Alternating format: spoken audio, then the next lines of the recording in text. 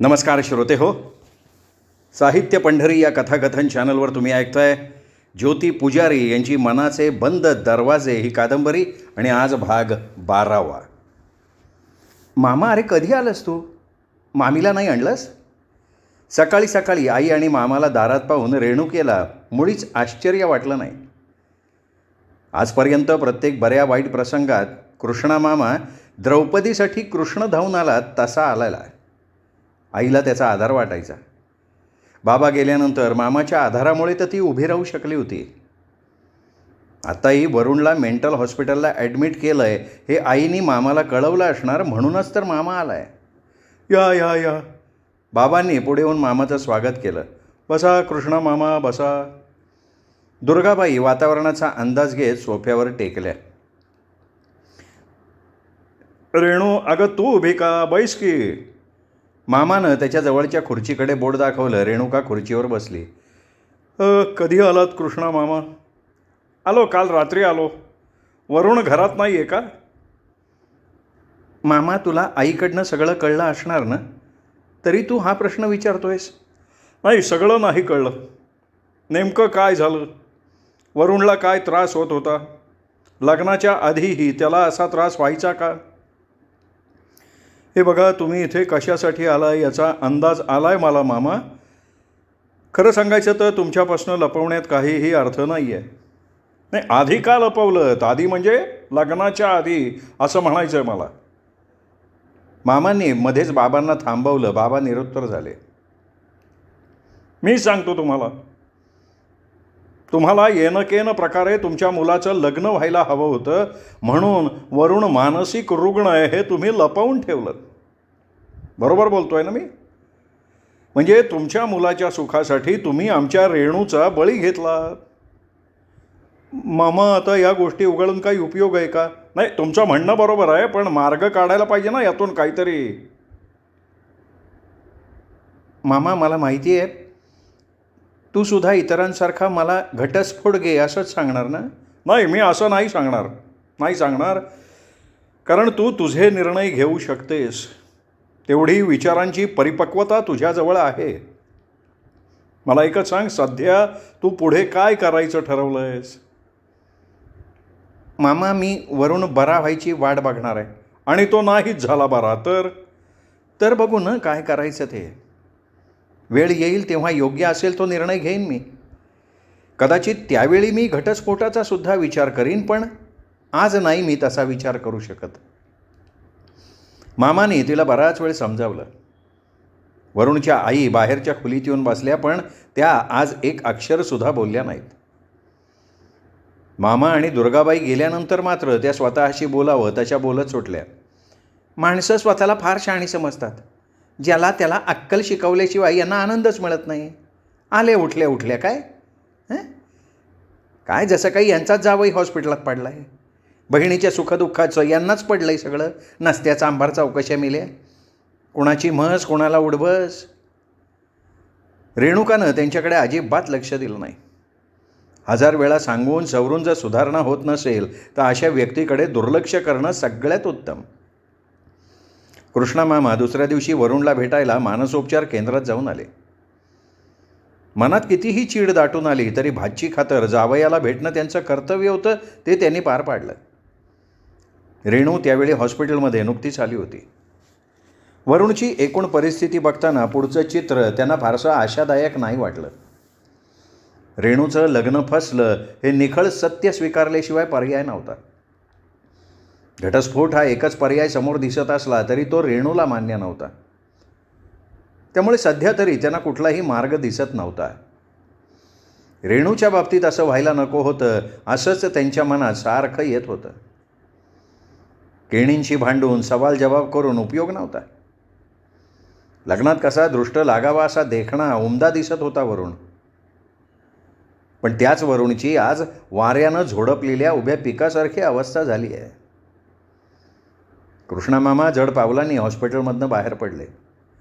रेणू, स्वतःला जप. माझी काही मदत लागली तर निसंकोचपणे सांग.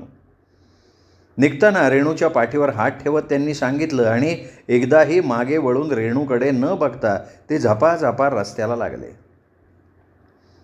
रेणू त्यांच्या पाठमोरे आकृतीकडे बघत उभी राहिली. तिच्या घशात दाटून आलं.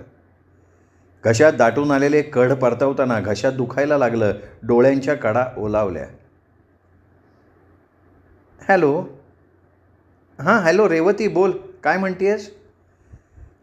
अगं आईचा फोन आला होता, कालपासून तुझा मोबाईल ट्राय करते, लागत नाही आहे. अगं बॅलन्स संपला गं. बट रेणू, आई सांगत होती वरुणला दुसऱ्यांदा मेंटल हॉस्पिटलमध्ये भरती केलं आहे, हेच ना? हो, वरुणला हॉस्पिटलमध्ये भरती केलं आहे, ECT दिला आहे, बघू काय होतं आहे. रेणू, आपल्याला शंका होती. तिला सांग ताबडतोब इकडे निघून ये, आपण बघू काय करायचं ते. मध्येच सारंग रेवतीला म्हणाला आणि ते रेणुकाला स्पष्ट ऐकायला आलं. हे बघ रेवती, सारंगला सांग माझी काळजी करू नका, मी सगळं व्यवस्थित मॅनेज करते आहे. मी तिकडं आल्यानं काय फरक पडणार आहे? अगं पण रेणू, तू तरी एवढा अट्टाहास का करतेस? तू काय त्या वेड्याला ठीक करायचा ठेका घेतला आहेस का? त्याबद्दल कोणी तुझा सत्कार बित्कार करणार आहे का? हां? रेवती प्रचंड चिडली होती. चिडू नकोस गं, तुझी काळजी, सॉरी तुमची म्हणायला हवं, तुमची काळजी कळते मला. वरुण वेडा आहेच, मी मान्य करते ते, पण तो जन्मतः नाही गं वेडा. त्याच्या वेडामागं काही कारणं आहेत. मला दया येते गं वरुणची. तू मला हट्टी म्हण, मूर्ख म्हण, पण एकदा उखळात डोकं घातलं आहे, आता घावाची पर्वा नाही करायची. यातून काही चांगलं निष्पन्न होणार असेल तर प्रयत्न करून बघायला काय हरकत आहे गं?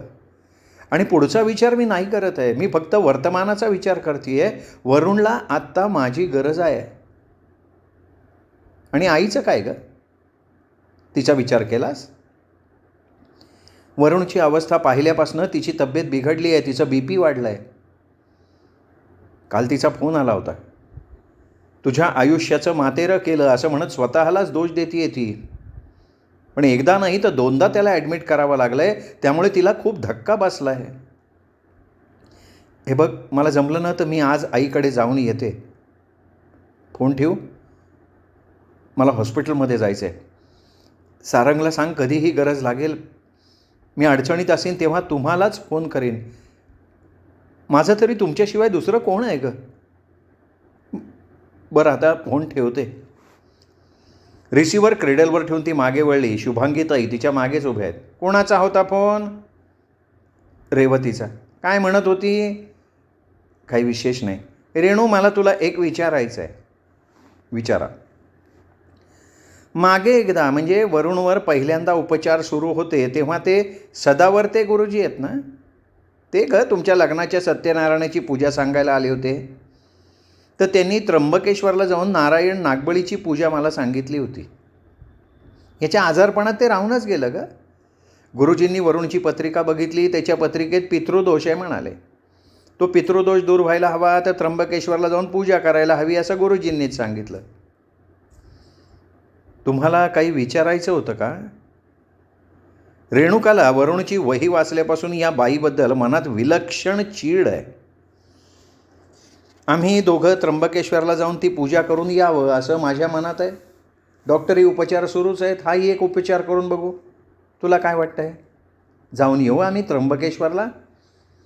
अहो, हे मला विचारण्यापेक्षा बाबांना विचारा ना तुम्ही. तुम्हाला जिथे जायचं आहे तिथे जा. माझा नाही असल्या गोष्टींवर विश्वास. पितृदोष असो नाही तर मातृदोष असो, असल्या दांभिक पूजा घालून ते दूर होतात हे तर मला अजिबात पटत नाही. तुला माझी कुठली गोष्ट पटली आहे? रेणूनं त्यांच्याकडे अजिबात लक्ष दिलं नाही. कामवाली बाई आली आहे. रेणुका तिच्याशी कामाबद्दल बोलत राहिली. रेणूच्या पायाची जखम भरून आली आहे, किंचित ओलावा शिल्लक राहिला आहे. सोफ्यावर बसून ती पायाची जखम बघते. हॉस्पिटलला जायच्या आधी ती आज आईकडे गेली. गेल्या 4 दिवसांच्या आजारानं आईची पार राया गेली आहे. खूप दिवसांची आजारी असल्यासारखी दिसते ती. वरुणच्या बाबतीत जे झालं त्याचा जबर धक्का बसलाय तिला. आई, अगं काय अवस्था करून घेतली आहेस? थांब जरा, मी आधी चहा करते. रेणूनं पटकन 2 कप चहा केला. बिस्किटाचा डबा बघितला, डबा रिकामाच आहे. ओट्यावर खिचडीचा गंज झाकून ठेवला आहे, त्यातली डावभर खिचडी तेवढी संपलेली दिसते. चहाचा कप घेऊन ती बाहेरच्या खोलीत आली. गरम गरम चहा घे म्हणजे बरं वाटेल आई. दुर्गाबाईंनी उठून चहाचा कप हातात घेतला.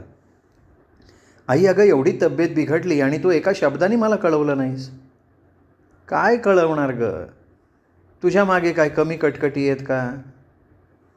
पण रेणू, अगं हे काय होऊन बसलं गं? तुला वाटत असेल ना आईला माझ्या लग्नाची घाई झाली होती म्हणून फार खोलात न शिरता मी तुझं लग्न उरकून मोकळी झाले. हे बघ आई, असलं काहीही मनात आणू नकोस. मला असं कसं वाटेल अगं? मी असा विचार करणं शक्य तरी आहे का? हे बघ, घडाईच्या गोष्टी घडून गेल्या, त्याचा विचार करण्यापेक्षा आता पुढचा विचार करूया. रेणू, पुढचा विचार हाच आहे की तू त्या वरुणला घटस्फोट दे आणि इथे ये. अरे, ज्याच्या त्याच्या मनात माझ्या घटस्फोटाशिवाय दुसरा विचारच येत नाही का गं? ती रेवती, सारंग, तू सगळ्यांचा एकच जप, घटस्फोट दे, मोकळी हो. अगं मग त्यात काय चुकीचं सांगतायत ते? सगळे तुझ्या भल्याचंच सांगतायत ना. त्यांना तुझ्या भल्याबद्दल सांगण्याचा, बरं वाईट ठरवण्याचा, मार्ग सुचवण्याचा हक्क आहे. तेवढ्या दारात अर्चना उभी राहिली. रेणू, मी इथे कशी वगैरे विचारू नको, मी आली काकूंना भेटायला. तुझ्या बाबतीत जे घडलं, जे घडतं ते सगळं काकूंकडनं कळलं आहे. तू शहीद व्हायला निघाली आहेस असंही मला कळलं आहे. बरं नसतानासुद्धा काकूंनी मला फोन केला होता. संपलं का अजून काही शिल्लक आहे बोलायचं? नाही, अजून काही बोलायचं असेल तर तेही बोलून टाक गारचू. रेणू, उपयोग काय गं बोलून? आम्ही सगळे जीव तोडून बोलणार, पण तुझ्यावर त्याचा काही परिणाम होतोय का? तू निघाली आहेस ना समाजसेवा करायला. अगं काय एवढी गुंतली असते वरुणमध्ये? काय मिळालं आहे तुला? रेणू, अगं आता तरी विचार कर. हे बघ अर्चू, मला तुम्हा लोकांची काळजी कळते ग, पण काही निर्णय माझे मला घ्यायचे आहेत. तुम्हाला काळजी वाटते म्हणून मी चुकीचे निर्णय नाही घेणार. पत्त्याच्या डावात मनासारखे पत्ते आले नाहीत म्हणून डावच मोडायचा का? रेणू, अगं हा तुझ्या आयुष्याचा प्रश्न आहे, हा साधा पत्त्याचा डाव नाही आहे. अर्चू, माझं बोलून झालेलं नाही आहे. हे बघ अर्चू, मी स्वतः शरीरानं मनानं धडधाकट असताना ठार वेडा असलेल्या नवऱ्याबरोबर आयुष्य काढायचं हा माझा दुराग्रह का? हा तुम्हा सर्वांना पडलेला प्रश्न. त्याला घटस्फोट देऊन मोकळं होण्याचा तुमचा सल्ला मला नाही पटला. मी वरुणमध्ये स्वतःला का गुंतवून घेतेय हा प्रश्न मलाही पडला होता. आमच्या लग्नाच्या वरातीच्या वेळी वरुण वस्कन ओरडला, मूर्खासारखं बोलला. हा एक भाग झाला जो तुमच्या समोर घडला. त्यानंतरचा ड्रामा तुम्हा लोकांना नाही माहिती. मीही त्याबद्दल कधी बोलले नाही. वरातीच्या वेळी कारमध्ये शेजारी बसलेल्या वरुणनं कडाडून काढलेला चिमटा आणि गलिच्छ शब्दात उधळलेली मुक्ताफळं ऐकली, त्याच क्षणी मी परत यायला निघाले होते. पण वरुणच्या वडिलांनी माझ्यापुढे हात जोडले. नाटक ग रेणू, त्यांचं नाटक, आणि तू भुललीस त्या नाटकाला. नाही आई, आई ते नाटक नव्हतं, त्यांच्या डोळ्यातले अश्रू खरे होते. त्यानंतर बरंच काही घडलं आणि वरुण मनोरुग्ण आहे हे मला कळालं. माझ्या जागी दुसरी मुलगी असती तर तिने नक्कीच घटस्फोट घेतला असता. पण मी ठरवलं की असं एकदम कुठलंही पाऊल उचलायचं नाही. वरुणच्या आईच्या करड्या शिस्तीनं आणि सासूवरच्या द्वेषातून वेळोवेळी त्यांनी वरुणवर जो अन्याय केला त्यामुळे त्याला भयंकर मानसिक ताणातून जावं लागलं. अर्थात मला सुरुवातीला हे कळलेलं नव्हतं. वरुण असा का वागतोय त्यामागचं कारण शोधून काढायचं, त्याला सुधरून दाखवायचं याची मला नशा चढली होती. जशी सैतानी कृत्याची नशा चढते ना तशी त्यागाची सुद्धा नशा चढते. आणि मनापासून सांगायचं तर मी मनानं वरुणमध्ये गुंतले होते. माझं प्रेम आहे त्याच्यावर. आणि काल काय झालं ग? काल सकाळी मी मागच्या अंगणातली ती अडगळीची खोली उघडली. आईबाबांनी विरोध केला, मी नाही ऐकलं. त्यांनी खोलीच्या कुलपाच्या किल्ल्या दिल्या नाहीत, मी दगडाने कुलूप तोडून टाकलं. आत एका बॅगेत काही कागदपत्र आणि वही मिळाली. वरुणच्या आयुष्यातली एक वेगळी बाजू माझ्यासमोर आली. वरुणवर यापूर्वीही मानसोपचार झालेत लग्नाच्या आधी. तेव्हा त्याला मुंबईला एका खाजगी मनोरुग्णालयात ECT देण्यात आलं होतं. काय सांगतेस रेणू? नालायक माणसं गती, साप फसवलं आपल्याला, मी नाही सोडणार त्यांना. आई, त्या कागदपत्रांबरोबर मला एक वहीसुद्धा सापडली. कालच रात्री बराच वेळ जागून मी ती वही वाचून काढली. वरुणवर उपचार सुरू असताना त्यांनी लिहिलेली ती वही आहे. आणि ती वही वाचल्यानंतर वरुणकडे पाठ फिरवायची नाही असं मी ठरवलं आहे. ती ठामपणे म्हणाली. दुर्गाबाईंना काय बोलावं कळेना. अर्चूसुद्धा तिच्याकडे पाहत राहिली. डॉक्टर, आमचा अनिरुद्ध अलीकडे फार त्रास द्यायला लागला आहे हो. चिडतोय, आरडाओरडा करतोय, कधी कधी इतका व्हायलंट होतो की समोर येईल त्याला मारायला धावतो. मग त्याला अक्षरशः कोंडून ठेवावं लागतं बरं का. एक त्रस्त बाप मनोरुग्ण पोरामुळे चिंताग्रस्त झालेला डॉक्टरांशी बोलत होता. हे बघा, कोंडून ठेवणं हा काही उपाय नाही आहे. उपचार सुरू आहेत ना, पेशंटला पेशंटसारखं वागवू नका. सतत त्याच्याबरोबर राहा. अगदी साध्या कार्यक्रमाला गेला तरी त्याला बरोबर नेत जा. सांगणं सोपं आहे हो. भर पार्टीत, भर मांडवात, भर रस्त्यात पेशंटनी तमाशा केला तर मग काय करायचं. डॉक्टर, याला कुठे न्यायचं ना तर सतत टेन्शन राहतं बघा. याचं विक्षिप्त वागणं, बोलणं लाज आणतो चार चौघात. लोकांचं काय हो, लोक तोंडावर सहानुभूती दाखवतात पण पाठ फिरली की मुलाची कुचेष्टा करतात. वरची सहानुभूती दाखवणारे लोक पाठ फिरले की नावं ठेवायला लागतात. तोच गृहस्थ डॉक्टरांना पुढे म्हणाला. माणूस हा कळप करून राहणारा प्राणी आहे. पण कळपातले प्राणीही एकमेकांचे लचके तोडायला टपलेले असतात. दुसऱ्याच्या जखमेवर टोचा मारणारी माणसं गिधाडाच्या जातीची. माणसाची ही जात दुसऱ्याला सुखानं जगू देत नाही. परवा वरुणला हॉस्पिटलला घेऊन आले तेव्हा सगळं माहीत असूनसुद्धा शेजारच्या कीर्तिकर काकू शहाजोगपणा करायला आल्याच ना पुढे. किती ग खालावला वरुण, एवढं कसलं ग आजारपण आलंय, चांगल्या डॉक्टरला दाखवा तरी. खूप कळवळ आल्यासारख्या बोलत होत्या त्या. मी काहीच बोलले नाही, कारण बोलून काही उपयोग नसतोच. डॉक्टर, क्षितिजला मध्ये ताप आला होता तेव्हा तुमची औषधं बंद केली. तापासाठी आमच्या फॅमिली डॉक्टरची औषधं सुरू होती. म्हटलं एवढी औषधं तिला गरम पडायची. एक बाई डॉक्टरांना सांगत होत्या. डॉक्टर म्हणाले, सगळ्यांनी एक गोष्ट लक्षात ठेवा, मानसिक आजारावरची औषधं मी सांगेपर्यंत बंद करायची नाहीत. शरीराच्या आजारावर औषधं घ्यायची झाली तर ती घ्यायची, पण मानसिक आजारावरची सुद्धा औषधं घेत राहायचं. औषधं गरम होतील वगैरे समज आहेत ना, डोक्यातनं काढून टाका. आणि मुख्य म्हणजे आपल्या माणसाच्या मानसिक आजाराची चर्चा नातेवाईकांमध्ये करू नका. एकत्र कुटुंबात अशी मुलं असणं म्हणजे भयंकर मनस्ताप. आता माझी मोठी दोन्ही मुलं अगदी व्यवस्थित आहेत, व्यवस्थित शिकली, सवरली, पोटापाण्याच्या उद्योगाला लागली, वेळेवर दोघांची लग्न झाली, दोघं लेकूरवाळे झाले. पण हा 3 नंबरचा धाकटा मात्र डोक्यानं कमी विक्षिप्तपणे वागतो. घरात सतत याची हेटाळणी केली जाते. सुना तर त्याला पाळण्यात बघतात, वेडाचं म्हणतात त्याला सरळ. अजून एक जण मनातली व्यथा सांगत होता. घरात सगळ्यांना समजून सांगा, मुलाला मानसिक आधार द्या. पोरीच्या आयुष्याचं काही खरं नाही हो. जान जवान पोरगी नवऱ्यानं टाकून दिली. कोणी म्हणे तिला जडीबुटी द्या, कोण म्हणतं योगासनाला जाऊ द्या. काय करायचं काय. वरुणच्या समोरच्या बेडवर असलेल्या त्या तरुण पोरीच्या आईनं मनातली शंका विचारली. हे बघा, एका वेळी एकाच पॅथीचा अवलंब करावा, कारण साईड इफेक्ट झाले तर ते कशामुळे झाले हे कळणारच नाही ना. स्किझोफ्रेनियाच्या 90% रुग्णांमध्ये आयुष्यभर उपचार घ्यावे लागतात. त्यांना एकाग्रता साधणं कठीण असतं. त्यामुळे योगासनं, प्राणायाम यावर केंद्रित करणं कठीण होतं त्यांना. पण आजाराची तीव्रता कमी झाली तर एकाग्रता वाढू शकते. मानकर मॅडमनी त्यांना समजावलं. घरात घडलेल्या घटना सांगायच्या का हो पेशंटला. वेळ पहा, पेशंटची मनस्थिती बघा आणि मग सांगा. मी पण उदाहरण म्हणून एक उदाहरण सांगतो. आमच्या याच मानसोपचार केंद्रातली केस आहे. या आमच्या केंद्रात एक स्किझोफ्रेनिक रुग्ण ॲडमिट होता.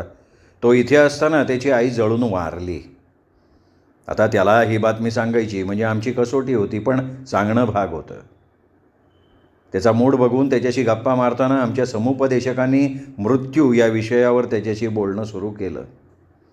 अचानक आलेला मृत्यूनंतर माणूस या जीवनातनं कसा मुक्त होतो वगैरे अवांतर बोलत असताना तो सुद्धा आमच्या गप्पात झाला सामील. त्याचा मूड ठीक आहे असं बघून त्याला त्याची आई जळून मारली हे सांगितलं. मग त्यांनी रडून गोंधळ घातला, पण हळूहळू झाला शांत. तो इथे हॉस्पिटलमध्ये ॲडमिट असल्यामुळे तो अनावर झाल्यावर त्याला इंजेक्शन वगैरे देऊन शांत करता आलं. पण हीच घटना जर घरी घडली असती तर पेशंटला आवरणं कठीण गेलं असतं. म्हणून वेळप्रसंग, पेशंटची मनस्थिती हे सगळं बघून घरातल्या बऱ्या वाईट घटना सांगायच्या. एक कायम लक्षात ठेवायचं, स्किझोफ्रेनिया हा बाटलीत बंद केलेल्या राक्षसासारखा आहे. उपचारांनी त्याला आटोक्यात ठेवायचं. हा आजार पूर्णपणे बरा होत नाही, पण आटोक्यात राहू शकतो. डॉक्टरांनी समारोप करून टाकला.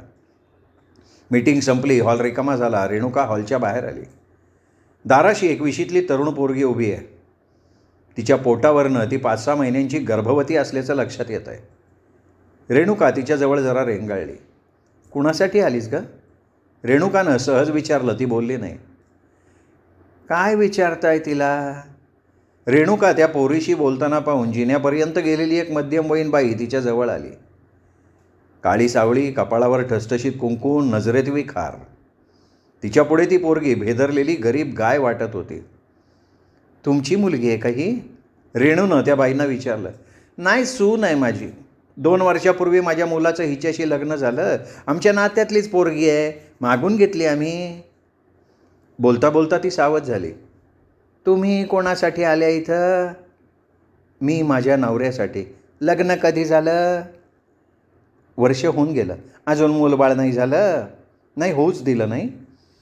होणारं मूल त्याच्या बापासारखं निघालं तर? मला रिस्क नाही घ्यायची. तसं काही नसतं हो. माझा सासरा, माझा नवरा, 2 दीर, माझी 2 मुलं चांगली ठणठणीत आहेत. हाच असा निघाला. कोणा पोरीच्या प्रेमात पडला, तिने फसवलं आणि हा झाला असा. आणि तुम्ही अशा मुलाचं लग्न करून दिलं. मग काय त्याला तसंच ठेवायचं? प्रत्येक वयाची एक मागणी आहे, गरज आहे. ती त्या वयाला पुरवायला पाहिजे. आता बाप झाला की सुधरेल. रेणुकेनं त्या मुलीकडे बघितलं. तिच्या चेहऱ्यावर कुठलेही भाव नाहीत, निर्विकार. त्या मुलीसमोरच सासूनं मुलाची माहिती सांगितली, जी आधी खूपदा उघडली गेली असणार. पूर्वी म्हणे गुलामांचा बाजार असे, स्त्रियांचीही विक्री व्हायची त्या बाजारात. विक्रेता तिच्या प्रत्येक अवयवाची तारीफ करायचा. कोणीतरी रईस तिला विकत घ्यायचा, मग ती त्याची गुलाम व्हायची. तिथे असायचा फक्त व्यवहार, भावनेला तिथे थारा नसायचा. विकणारा आणि खरेदी करणारा हे महत्त्वाचे. विकली जाणारी वस्तू कशी वापरा, कंटाळा आला तर फेकून द्या. रेणुकाच्या अंगावर शहारा आला. इथे याच्यापेक्षा वेगळं काय चाललं आहे? समोरची ही तरुण मुलगी एक वस्तू ठरती आहे. हिचे मायबाप गरीब, त्यांच्या पदरात 4 पोरी. आम्ही घेतली हिला करून आणि हिच्या बापाच्या डोक्यावरचं ओझंच उतरवून टाकलं. त्या बाईच्या आवाजातली गुरमी लपत नाही आहे. 21व्या शतकातही स्त्रीला निर्जीव वस्तूपेक्षा जास्त किंमत नसावी. अगं पण तू नाही का विरोध केलास काही? रेणुकेच्या तोंडून निघून गेलं. बाई, ते नको ते भरवू नको तिच्या मनात. नवऱ्याला सोडून कुठं जाणार ती? बापाला स्वतःचा प्रपंच नाही सांभाळता येत, तो हे लचण कुठं पुन्हा गळ्यात बांधून घेतोय? तुम्ही पोचताय का या गाभण गाईला? बाई फटकन बोलली. सुनेचा हात धरून भराभरा जिन्याकडे निघाली. गाभण गाय. स्वतः एक बाई असून इतक्या सवंगपणे सुनेच्या अवघडलेल्या स्थितीबद्दल बोलून गेली ती बाई. बाई म्हणजे फक्त शरीर, त्यातही एक अवयव महत्त्वाचा, कारण वंशवृद्धीसाठी त्याचाच उपयोग. बाकी बाईच्या मनाबिनाशी कोणाला काही देणं घेणं नाही. माझी तरी परिस्थिती त्या मुलीपेक्षा कुठे वेगळी आहे. पण दुसरं मन म्हणालं की नाही, तू त्या मुलीपेक्षा वेगळी आहेस. तुला अंधारात ठेवून तुझं लग्न वेड्याशी करण्यात आलं असेल तरी नवऱ्याला सोडून देण्याचं स्वातंत्र्य तुला आहे. केवळ एक प्रयोग म्हणून, फक्त प्रयोग म्हणून तू हे सगळं करतेयस. मातृत्व नाकारण्याचं स्वातंत्र्य तुला आहे. मी बाजारात विक्रीसाठी ठेवलेली वस्तू नाही, मी एक हाडामासाची बाई आहे, माणूस आहे, याची जाणीव तुला स्वतःला आहे. वरुणचं बीज स्वतःच्या उदरात रुजू न देण्याचं स्वातंत्र्य तुला आहे. त्यासाठी तू काळजी घेतेयस आणि सुदैवानं वरुणचं मानसिक आजारपण कळण्याआधी वरुणशी अनेकदा शारीरिक संबंध आला तरी तुला दिवस राहिले नाहीत, ही तुझ्या दृष्टीनं जमेची बाजू आहे. ती बाई बोलता बोलता एक सत्य बोलून गेली. वयाची मागणी आणि गरज त्या वयात ती पूर्ण व्हायला हवी. वरुणच्या आईवडिलांनी नेमका हाच विचार केला असणार, म्हणूनच लग्न झाल्यावर हा सुधारेल अशी आशा त्यांना वाटल्यावर त्यांनी लग्न करायचा विचार केला वरुणचं. शरीराची गरज भागल्यानंतर वरुणचं मन स्थिर होईल असंही त्यांना वाटलं असेल. माझ्यात आणि बाजारात बसलेल्या वेश्येत फरक काय आहे? त्याही पुरुषाची वासना शमवण्यासाठी शरीराचा लिलाव मांडतात. त्याचप्रमाणे तरुण वयातली शरीराची मागणी मीही नाकारली नव्हती. कुठल्या थराला जाऊन विचार करते मी आत्ता? माझंही वरुणसारखं होणार का काय? कारण माझेही विचार हल्ली भरकटच चालले आहेत. श्रोते हो, हा होता भाग 12वा. भाग 13वा उद्या. तोपर्यंत नमस्कार.